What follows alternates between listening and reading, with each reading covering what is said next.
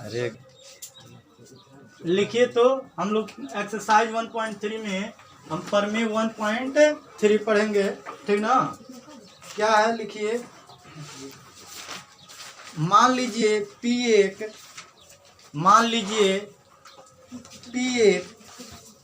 अभाज्य संख्या है। मान लीजिए P एक अभाज्य संख्या है। यदि P a स्क्वायर को विभाजित करती है, यदि P a स्क्वायर को विभाजित करती है तो a को भी विभाजित करेगी, a को भी विभाजित करेगी। जहां a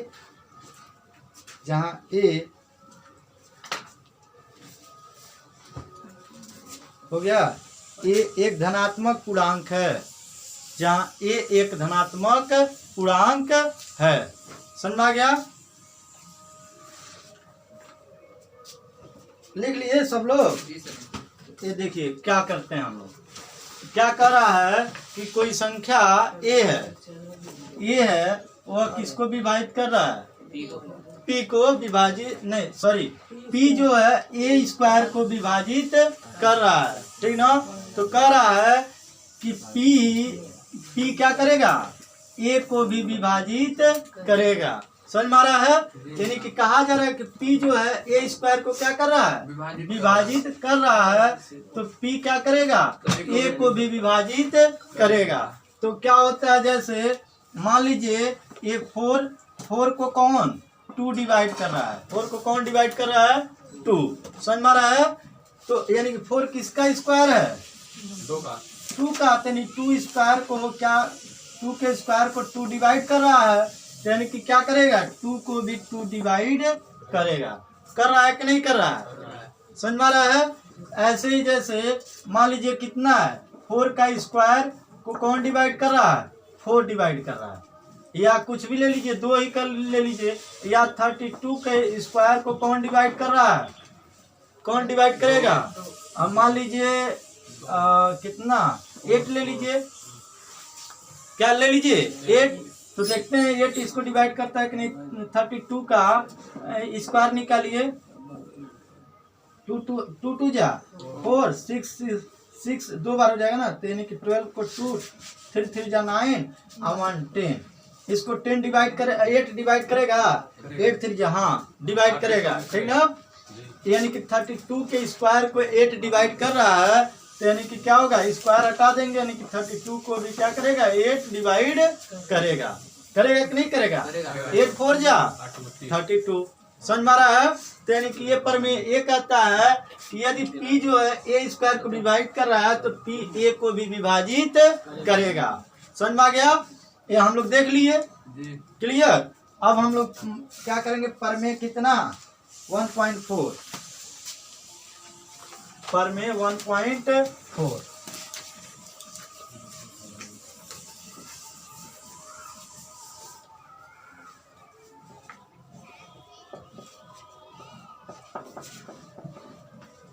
प्रमेय 1.4 कर रहा है, √2 एक अपरिमेय संख्या है। √2 क्या है? एक अपरिमेय संख्या है। यानी इसको हमको क्या करना है? प्रूव करना है कि ये क्या है? एक अपरिमेय संख्या है। क्लियर? समझ में आ रहा है? समझ रही हो? हमको हम लोग उसमें भी पढ़े थे 9th में भी, क्या परमेय, उसमें से हाँ, परमेय और अपरिमेय प्रूव करते थे ना। कैसे? उसमें डिवाइड करते थे। डिवाइड करने पर क्या आता था? शांत और क्या? अशांत देखते थे। अशांत हो गया और क्या हो गया? अनावर्ती। अशांत और अनावर्ती, यानी कि वो जो क्या हो, एक ही संख्या को बार बार दोहराए भी नहीं, पुनरावृत्ति भी न करे, और क्या हो, अशांत भी हो, तो क्या होता है? अपरिमेय होता है, ठीक ना। लेकिन वही क्या हो जाता है, या तो शांत हो जाए तो भी परिमेय होता है, या तो क्या हो जाए, या तो एक ही संख्या को बार बार दोहराए और अशांत हो तो क्या होता है, तब भी परिमेय होता है। पढ़े थे ना। अब वहां पे दूसरा तरीका था, यहाँ पे दूसरा तरीका होगा। समझ में आ रहा है। यहाँ पे क्या करेंगे, इसको अभी हम लोग परमेय 3 का इस्तेमाल करेंगे। किसका इस्तेमाल करेंगे अब, परमेय 3 का। ठीक ना। परमेय 3 क्या करता है, परमेय 4 में क्या है, हमको प्रूव करना है, प्रूव दैट √2 इज अ क्या, इरेशनल नंबर, इरेशनल नंबर। समझ में आया। क्यों, यानी कि हमको ये प्रूफ करना है, सिद्ध करना है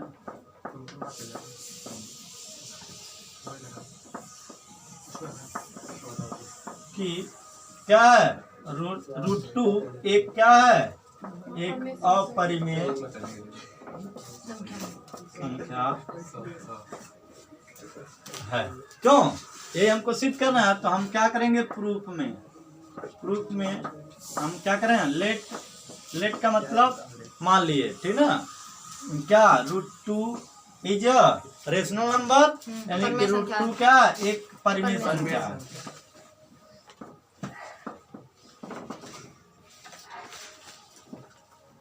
परिमेय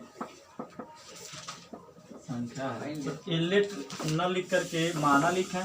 क्यों, जब हिंदी लिख रहे हैं तो माना के √2 क्या, एक परिमेय संख्या है। तब क्या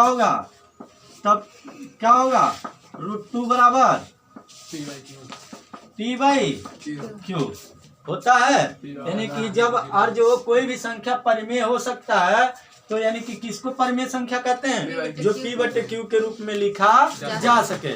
क्यों, जो P/Q के रूप में लिखा जा सकता है वो क्या होता है, परिमेय संख्या। और Q क्या होना चाहिए, 0 के बराबर नहीं होना चाहिए। समझ में आया।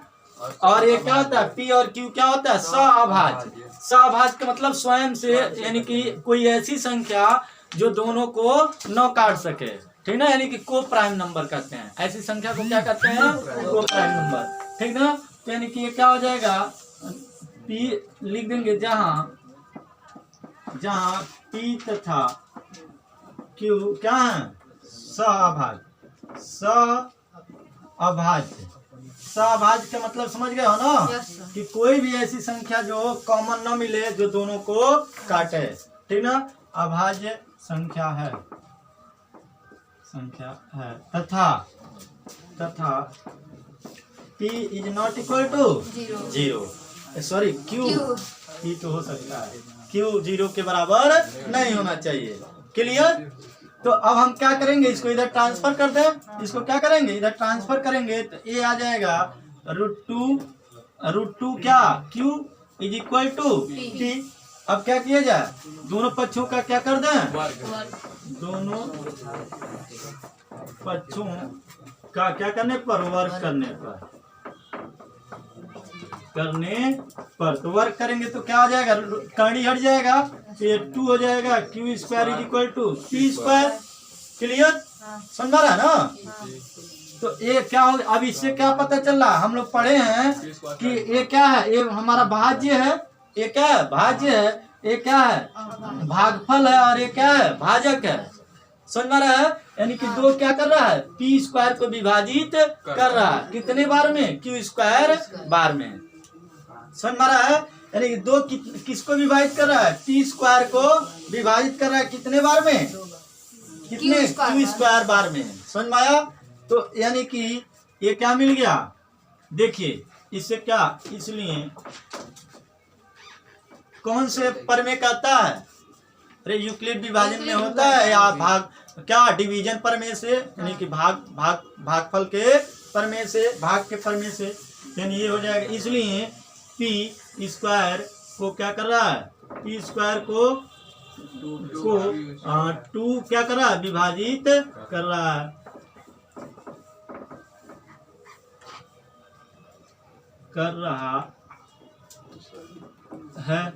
तो अब क्या होगा, कर रहा है, तब P को भी क्या करेगा? 2 विभाजित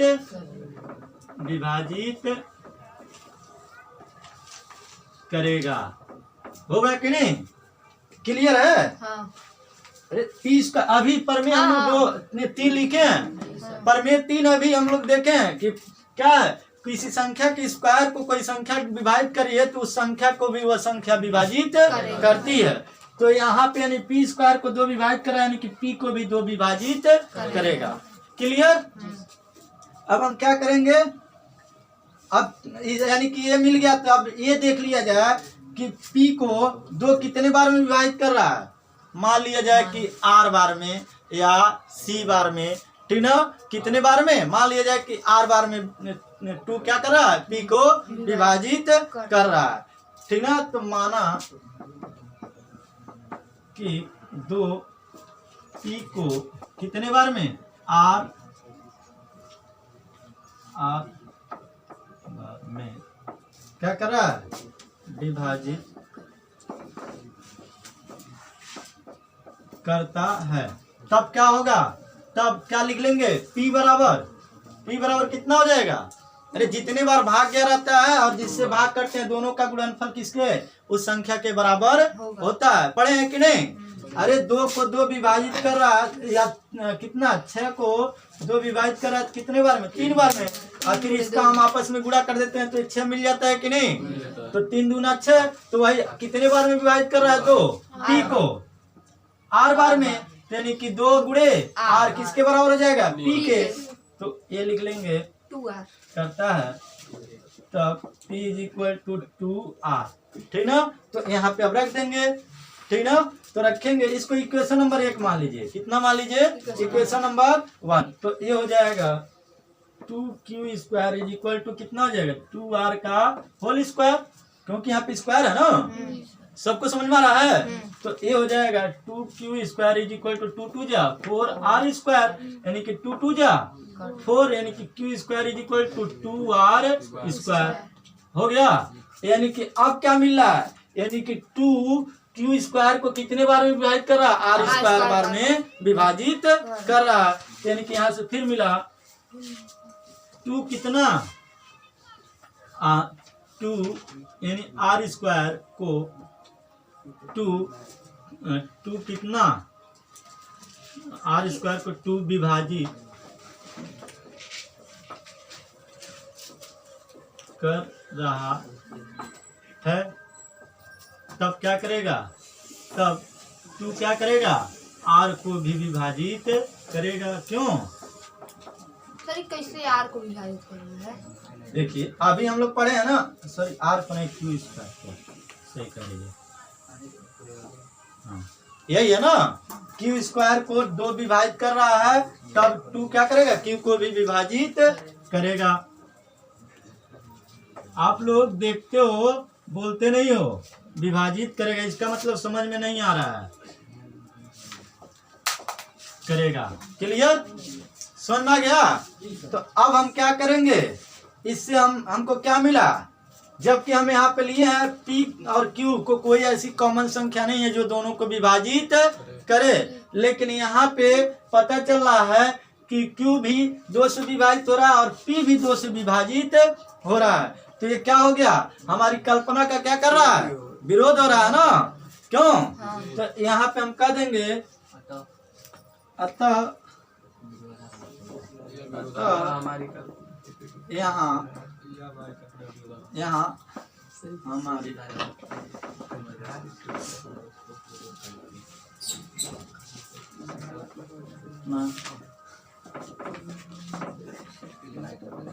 विरोध रहा है, इसलिए क्या है? इसलिए √2 क्या है? एक अपरिमेय संख्या है। हाँ, एक अपरिमेय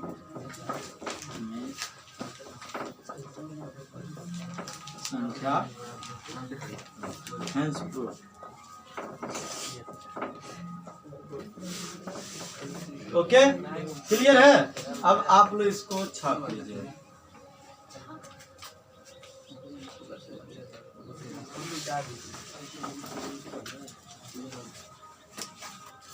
ये यहाँ से है आपका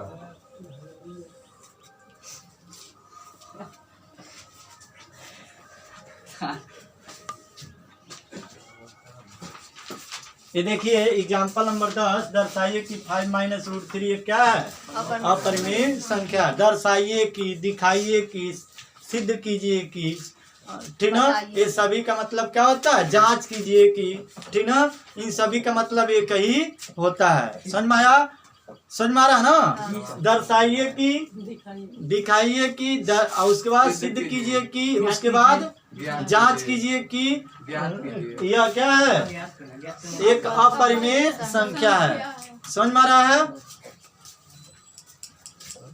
तो हम क्या करेंगे? आप प्रूफ क्या करेंगे? प्रूफ में क्या होगा? हम क्या करेंगे? माना कि, क्या करोगे? सेम उसी तरह माना कि क्या है? 5 माइनस रूट 3 ये क्या है? अपरिमेय संख्या, परिमेय संख्या है। कौन सी संख्या है? परिमेय संख्या है। परिमेय संख्या है। क्लियर? सबको समझ में आ रहा है? तब हम क्या कर सकते हैं? तब 5 माइनस रूट 3 बराबर क्या लिख सकते हैं? P by Q. सेम वही जहाँ P तथा हाँ P और Q लिखिए। P और Q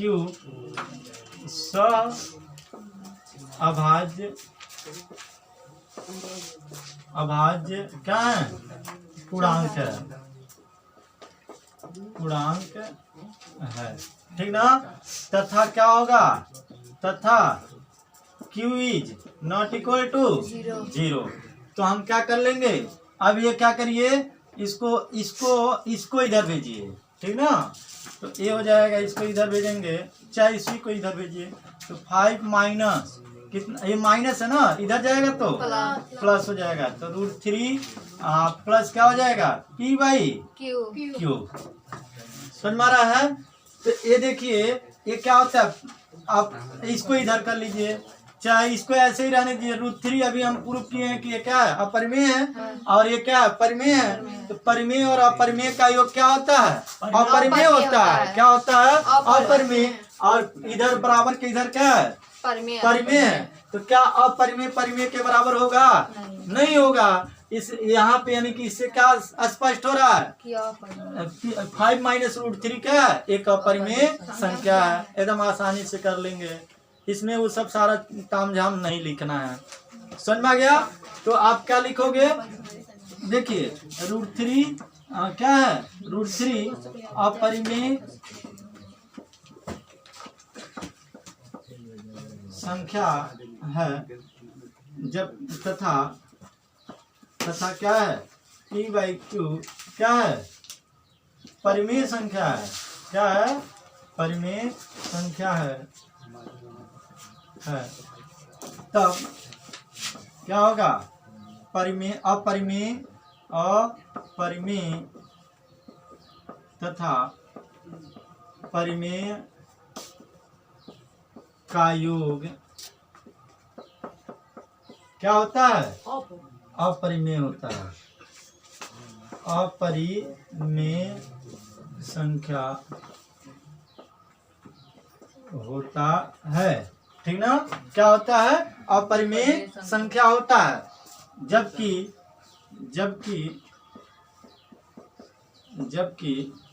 5 क्या है? जबकि 5 क्या है? परिमेय संख्या है। परिमेय संख्या है। यह संभव नहीं है। अब तब क्या हो जाएगा? परिमेय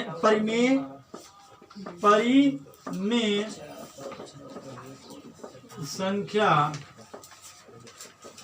बराबर क्या? अपरिमेय संख्या। अपरिमेय संख्या क्या होगा?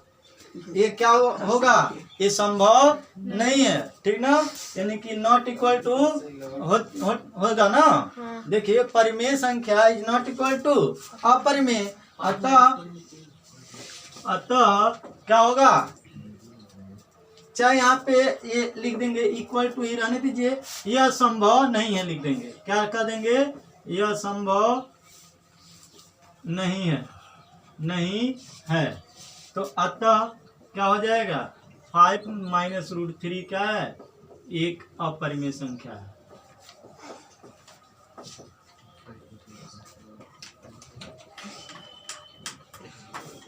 बस कर सकते हो गया, ये भी सिद्ध हो गया।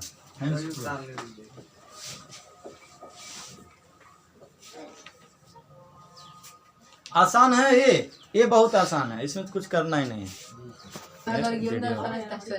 हाँ ये देखिएगा, इसको क्या करेंगे? दर्शाइए कि 3√2 एक क्या है? अपरिमेय संख्या है। तो इसमें हम क्या करेंगे? फिर सेम कंडीशन, माना कि क्या होगा? ओए बोलो नहीं, माना कि 3√2 बोलिए नहीं आप लोग, माना कि 3√2 एक क्या है? परिमेय संख्या है, ठीक ना? तो क्या होगा? क्या करेंगे? लिख लिया जाना।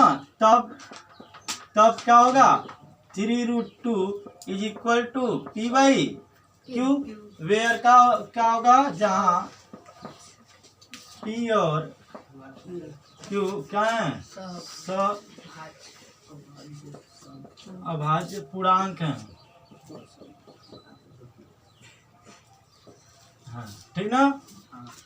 तो अब क्या करेंगे हम? और क्या होना चाहिए? ये बहुत ज्यादा इम्पोर्टेंट कंडीशन है, इज नॉट इक्वल टू 0। ये लिखना बहुत जरूरी है, ठीक ना? परिमेय को यही बताता है, ठीक ना?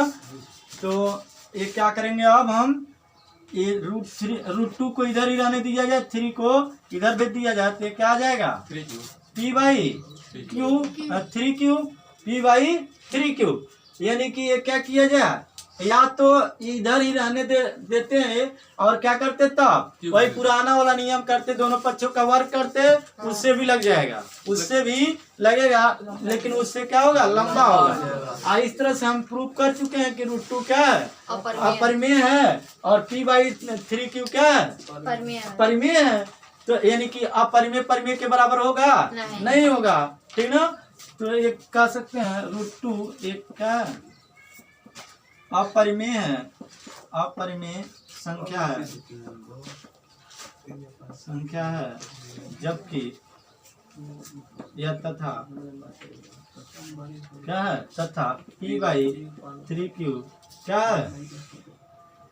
परिमेय संख्या है, परिमेय संख्या है, ठीक ना? इसलिए ये क्या हो जाएगा? अपरिमेय संख्या बराबर परिमेय संख्या। क्या होगा? परिमेय संख्या। यह क्या है? संभव नहीं है, यह संभव नहीं है। अतः लिख दीजिए, अतः क्या हो जाएगा? 3√2 क्या है? एक अपरिमेय संख्या है, एक अपरिमेय संख्या है। Okay, hence proved. अब आप लोग एक्सरसाइज जितना है वो सारा क्या करेंगे? सॉल्व करेंगे, ठीक ना?